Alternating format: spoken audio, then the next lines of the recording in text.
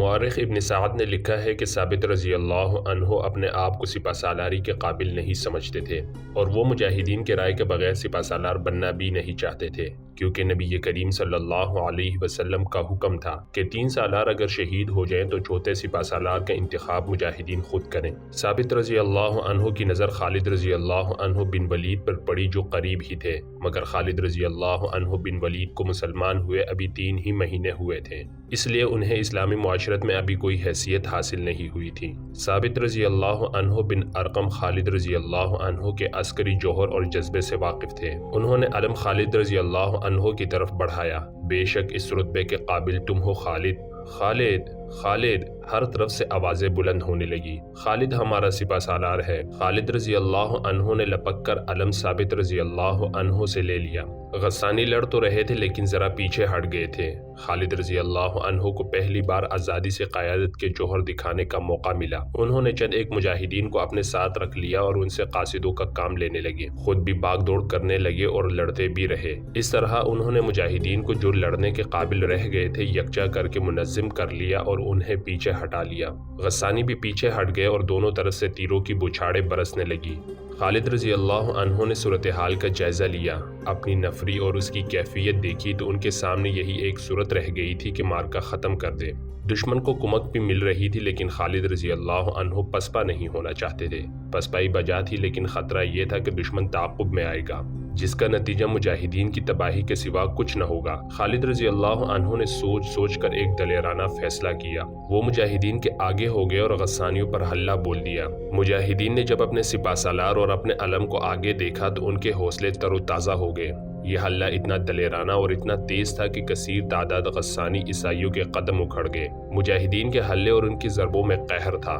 مورخ لکھتے ہیں اور حدیث بھی ہے کہ اس وقت تک خالد رضی اللہ عنہ کے ہاتھ میں 9 تلواریں ٹوٹ چکی تھیں۔ خالد رضی اللہ عنہ دراصل غسانیوں کو بکھیر کر مجاہدین کو پیچھے ہٹانا چاہتے تھے، اس میں وہ کامیاب رہے۔ انہوں نے اپنے اور مجاہدین کے جذبے اور اسلام کے عشق کے بلبوتے پر یہ دلیرانہ حملہ کیا تھا۔ حملے اور حلے کی شدت نے تو پورا کام کیا لیکن غسانی مجاہدین کی غیر معمولی دلیری سے مرعوب ہو گئے اور پیچھے ہٹ گئے، ان میں انتشار پیدا ہو گیا تھا۔ اس کے ساتھ ہی مجاہدین کے دائیں پہلو کے سالار قطبہ رضی اللہ عنہ بن قطاوہ نے غسانیوں کے قلب میں گھس کر ان کے سپہ سالار مالک کو قتل کر دیا۔ اس سے غسانیوں کے حوصلے جواب دے گئے اور وہ تعداد کی افراد کے باوجود بہت پیچھے چلے گئے اور منظم نہ رہ سکے۔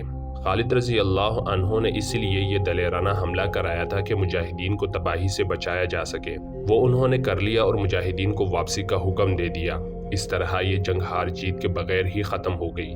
جب مجاہدین خالد رضی اللہ عنہ بن ولید کی قیادت میں مدینہ میں داخل ہوئے تو مدینہ میں پہلے ہی خبر پہنچ چکی تھی کہ مجاہدین پسپا ہو کر آ رہے ہیں۔ مدینہ کے لوگوں نے مجاہدین کو تانے دینے شروع کر دیے کہ وہ بھاگ کر آئے ہیں۔ خالد رضی اللہ عنہ نے رسول اکرم صلی اللہ علیہ وسلم کے حضور مارکے کی تمام تر رویداد پیش کی۔ لوگوں کے تانے بلند ہوتے جا رہے تھے۔ خاموش ہو جاؤ، رسول کریم صلی اللہ علیہ وسلم نے بلند آواز سے فرمایا، یہ میدان جنگ کے بھگوڑے نہیں، یہ لڑ کر آئے ہیں اور آئندہ بھی لڑیں گے۔ خالد اللہ کی تلوار ہے۔ ابن حشام واقعی اور مغازی لکھتے ہیں کہ رسول کریم صلی اللہ علیہ وسلم کے یہ الفاظ خالد رضی اللہ عنہ بن ولید کا خطاب بن گئے، سیف اللہ، اللہ کی شمشیر۔ اس کے بعد یہ شمشیر اللہ کی راہ میں ہمیشہ بے نیام رہی۔ قبیلہ قریش کا سردار اعلیٰ ابو سفیان جو کسی وقت للکار کر بات کیا کرتا تھا اور مسلمانوں کے گروہ کو محمد صلی اللہ علیہ وسلم کا گروہ کہہ کر انہیں پلے ہی نہیں باندھتا تھا، اب بجھ کے رہ گیا تھا۔ خالد رضی اللہ عنہ بن ولید کے قبول اسلام کے بعد تو ابو سفیان صرف سردار رہ گیا تھا۔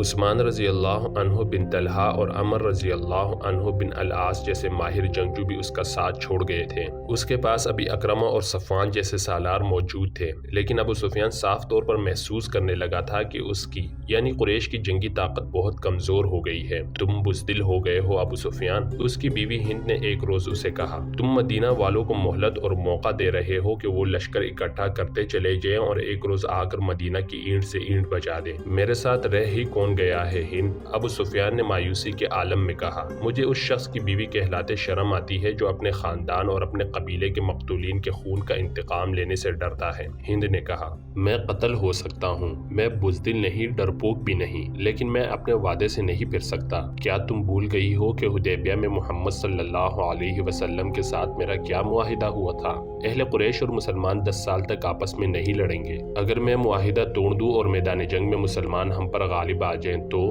تم مت لڑو۔ ہند نے کہا، قریش نہیں لڑیں گے، ہم کسی اور قبیلے کو مسلمانوں کے خلاف لڑا سکتے ہیں، ہمارا مقصد مسلمانوں کی تباہی ہے، ہم مسلمانوں کے خلاف لڑنے والوں کو درپردہ مدد دے سکتے ہیں۔ قریش کے سوا کون ہے جو مسلمانوں کے خلاف لڑنے کی جرت کرے گا؟ ابو سفیان نے کہا، موتا میں ہرقل اور غسان کے 1 لاکھ کے لشکر نے مسلمانوں کا کیا بگاڑ لیا تھا؟ کیا تم نے سنا نہیں تھا کہ 1 لاکھ کے مقابلے میں مسلمانوں کی تعداد صرف 3000 تھی؟ میں اپنے قبیلے کے کسی آدمی کو مسلمانوں کے خلاف لڑنے والے کسی قبیلے کی مدد کے لیے جانے کی اجازت نہیں دوں گا۔ مت بھول ابو سفیان، ہند نے غضبناک لہجے میں کہا، میں وہ عورت ہوں جس نے احد کی لڑائی میں حمزہ کا پیٹ چاک کر کے اس کا کلیجہ نکالا اور اسے چبایا تھا۔ تم میرے خون کو کس طرح ٹھنڈا کر سکتے ہو؟ تم نے حمزہ کا نہیں، اس کی لاش کا پیٹ چاک کیا تھا۔ ابو سفیان نے ہونٹوں پر طنزیہ مسکراہٹ لا کر کہا، مسلمان لاشیں نہیں، اور وہ جو کچھ بھی ہیں، خدا کی قسم میں معاہدہ نہیں توڑوں گا۔ معاہدہ تو میں بھی نہیں توڑوں گی، ہند نے کہا، لیکن مسلمانوں سے انتقام ضرور لوں گی، اور یہ انتقام بھیانک ہوگا۔ قبیلہ قریش میں غیرت والے جنگجو موجود ہیں، آخر تم کرنا کیا چاہتی ہو؟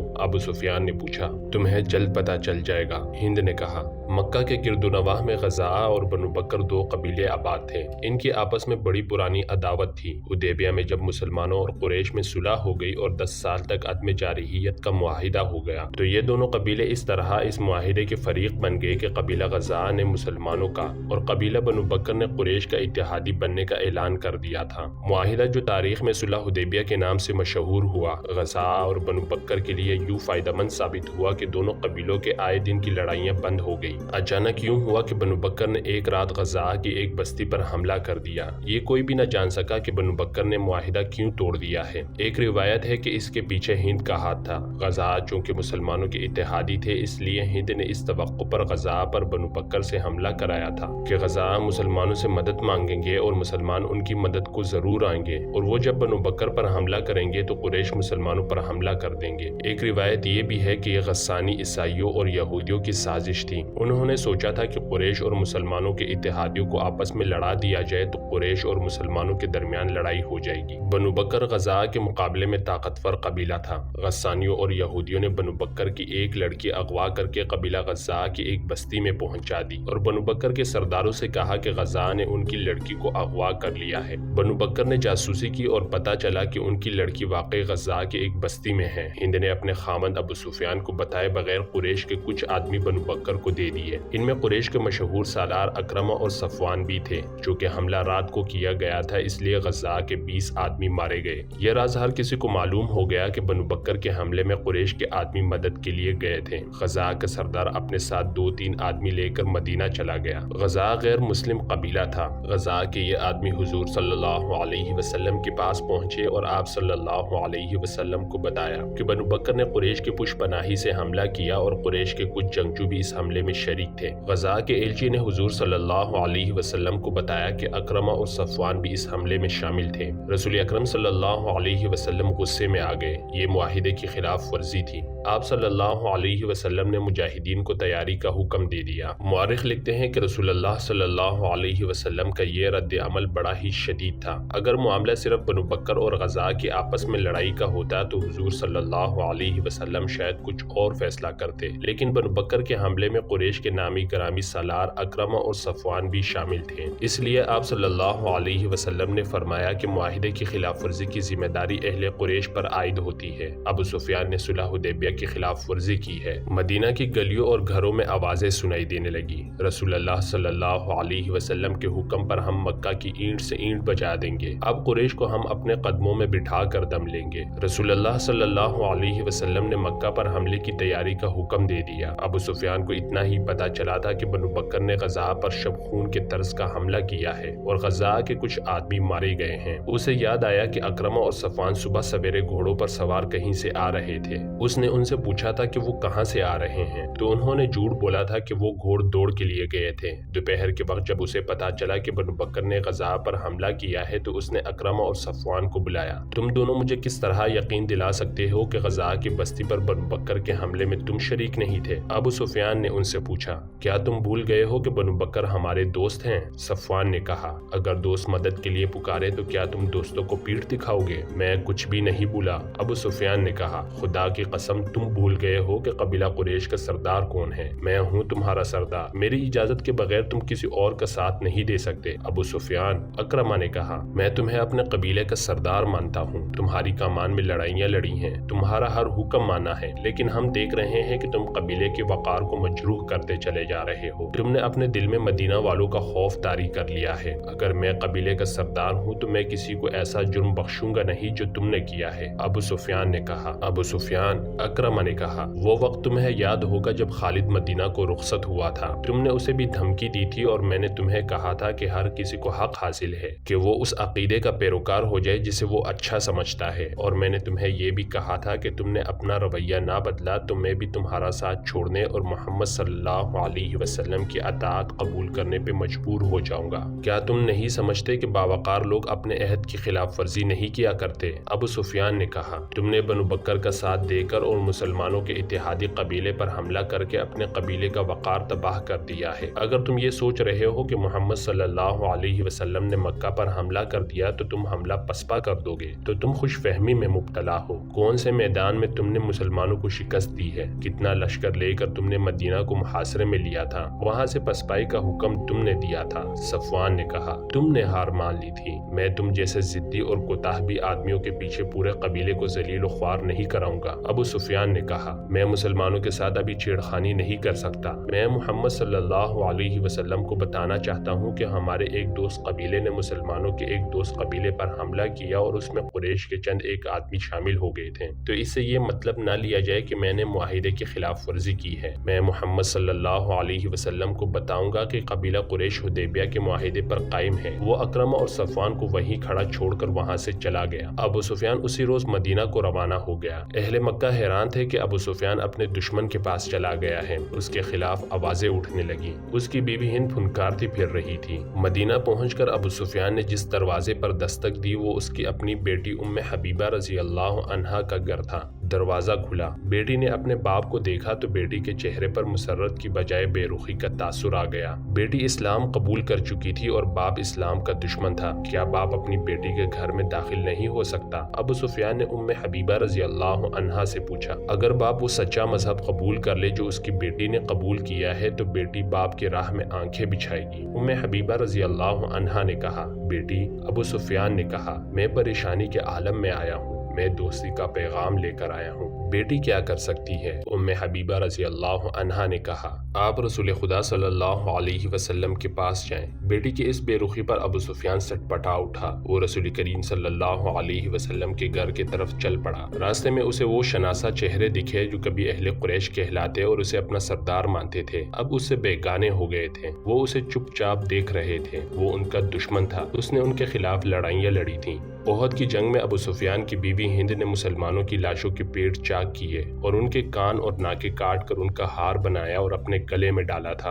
ابو سفیان اہل مدینہ کی گھورتی ہوئی نظروں سے گزرتا رسول کریم صلی اللہ علیہ وسلم کے ہاں جا پہنچا۔ اس نے ہاتھ بڑھایا، رسول کریم صلی اللہ علیہ وسلم نے مصافحہ کیا، لیکن آپ صلی اللہ علیہ وسلم کی بے رخی نمایاں تھی۔ رسول کریم صلی اللہ علیہ وسلم کو اطلاع مل چکی تھی کہ بنو بکر نے اہل قریش کی مدد سے غزہ پر حملہ کیا ہے۔ آپ صلی اللہ علیہ وسلم اہل قریش کو فریبکار سمجھ رہے تھے۔ ایسے دشمن کا آپ صلی اللہ علیہ وسلم کے پاس ایک ہی علاج تھا کہ فوج کشی کرو تاکہ وہ یہ نہ سمجھے کہ ہم کمزور ہیں۔ اے محمد، ابو سفیان نے کہا، میں یہ غلط فہمی رفع کرنے آیا ہوں کہ میں نے حدیبیہ کی صلح نامے کی خلاف ورزی نہیں کی۔ اگر بنو بکر کی مدد کو قبیلہ قریش کے چند آدمی میری اجازت کے بغیر چلے گئے تو یہ میرا قصور نہیں، میں نے معاہدہ نہیں توڑا۔ اگر تم چاہتے ہو تو میں معاہدے کی تجدید کے لیے تیار ہوں۔ مورخین ابن حشام اور مغازی کی تحریروں سے پتہ ملتا ہے کہ رسول اکرم صلی اللہ علیہ وسلم نے نہ اس کی طرف دیکھا نہ اس کے ساتھ کوئی بات کی۔ رسول کریم صلی اللہ علیہ وسلم کی خاموشی نے ابو سفیان پر خوف طاری کر دیا۔ وہ وہاں سے اٹھ آیا اور ابو بکر رضی اللہ عنہ سے جا ملا۔ محمد صلی اللہ علیہ وسلم میری کوئی بات سننے پر آمادہ نہیں۔ ابو سفیان نے ابو بکر رضی اللہ عنہ سے کہا، تم ہم میں سے ہو ابو بکر، خدا کی قسم ہم گھر آئے مہمان کے ساتھ ایسا سلوک نہیں کیا کرتے کہ اس کی بات بھی نہ سنیں۔ میں دوستی کا پیغام لے کر آیا ہوں۔ اگر محمد صلی اللہ علیہ وسلم نے، جو اللہ کے رسول صلی اللہ علیہ وسلم ہیں، تمہاری بات نہیں سنی تو ہم تمہاری کسی بات کا جواب نہیں دے سکتے۔ ابو بکر رضی اللہ عنہ نے کہا، ہم اس مہمان کی بات سنا کرتے ہیں جو ہماری بات سنتا ہے۔ ابو سفیان، کیا تم نے اللہ کے رسول صلی اللہ علیہ وسلم کی یہ بات نہیں سنی تھی کہ اللہ ایک ہے اور اس کے سوا کوئی معبود نہیں؟ سنی تھی تو تم رسول اللہ صلی اللہ علیہ وسلم کے دشمن کیوں ہو گئے تھے؟ کیا تم میری کوئی مدد نہیں کرو گے ابو بکر؟ ابو سفیان نے التجا کی، نہیں۔ ابو بکر رضی اللہ عنہ نے کہا، ہم اپنے رسول صلی اللہ علیہ وسلم کے حکم کے پابند ہیں۔ ابو سفیان مایوسی کے عالم میں سر جھکائے ہوئے چلا گیا اور کسی سے حضرت عمر رضی اللہ عنہ کا گھر پوچھ کر ان کے سامنے جا بیٹھا۔